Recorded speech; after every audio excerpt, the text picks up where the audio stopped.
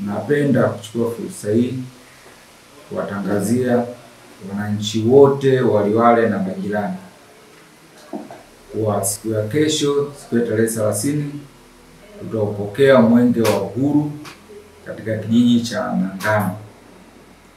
Katika kijiji cha Nangano tutafungua miradi ya maji, lakini tutakuwa na mradi wa upandaji miti, na badala ya hapo tutakuwa na mradi mwingine katika kijiji cha Liwale B, na badala ya hapo tutakuwa na miradi tofauti katika maeneo yetu ya Liwale mjini.